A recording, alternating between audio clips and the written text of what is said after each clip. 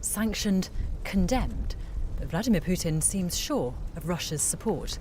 Relaxed, smiling as he greeted veterans of conflicts past, even as he wages war in Ukraine. Victory Day is one of the most cherished holidays in the Russian calendar. It's sombre. 27 million Soviets died in the Second World War. But it's a celebration too, a victory over Nazi Germany, and the eyes of the world were on Red Square. Войска Московского гарнизона. Vladimir Putin, unable to declare a victory of his own in Ukraine, railed against the West. He'd been forced to act against his neighbour, he said, out of self-defence. В открытую шла подготовка к очередной карательной операции на Донбассе. Preparations were openly underway for another punitive operation in Donbass and an invasion of our historic lands, including Crimea. Kyiv has announced a possible acquisition of nuclear weapons. NATO began active military development of the territories adjacent to ours. This was an absolutely unacceptable threat, systematically created for us and right on our borders. Fewer troops, less military hardware than usual on display, resources presumably tied up in Ukraine. This was, as always, a display of might intended for the outside world, a less than subtle hint at Russia's nuclear arsenal. За победу! Ура! But today was about rallying Russians too. Vladimir Putin has repeatedly tried to justify his war by telling them that Nazis in Ukraine threaten their country's peace, using Russia's painful past to legitimise his present.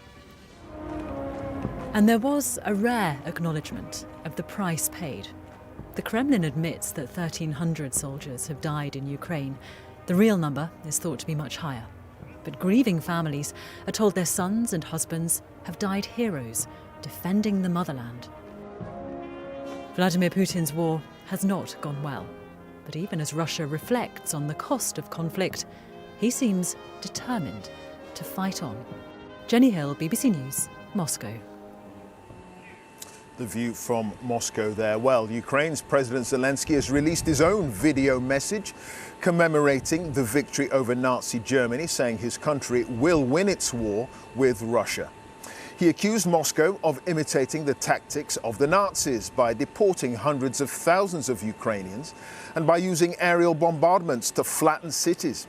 Meanwhile, the UK Defence Secretary Ben Wallace says Vladimir Putin continues to make fairy tale claims to justify his invasion. Our Kyiv correspondent James Waterhouse has more details. No rallies in Kyiv this Victory Day. In fact, nothing major is happening for the first time since Ukraine declared independence.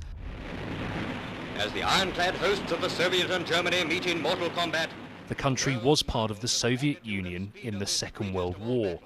Millions died under German occupation, but they ultimately shared that victory. Today, there isn't much to celebrate, and Russia's accused of hijacking its meaning. And very soon there will be 2 victory days in Ukraine, and someone will not even have one left. We won then, we will win now too.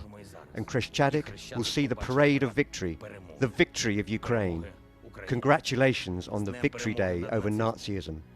Glory to Ukraine. The meaning of Victory Day has changed. Look at this memorial. It celebrates hero cities like Kharkiv. It's marking everything it has gone through in this invasion and continues to go through. Mykolaiv in the south, the Russians are still trying to take it, but it's holding out. And it's interesting to see what was here before. This memorial also marked big battles in the Second World War, like in Crimea.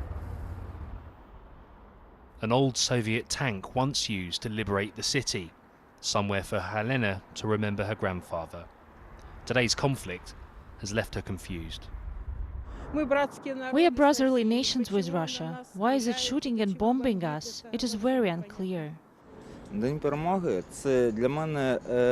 Victory Day for me is the holiday of our parents and our ancestors, Serhiy tells me, because they fought for their land. For me, Victory Day will be the day when Ukraine wins, and Ukraine will win. everything will be Ukraine, glory to Ukraine. A word missing from Putin's speech was Mariupol, a mostly destroyed city where the last pocket of Ukrainian resistance continues to be shelled. The UK has accused Russia of ripping up both its past and its future. Through their invasion of Ukraine, Putin, his inner circle and his generals are now mirroring fascism and tyranny of 77 years ago, repeating the errors of the last century's totalitarian regimes. Ukraine couldn't be further away from the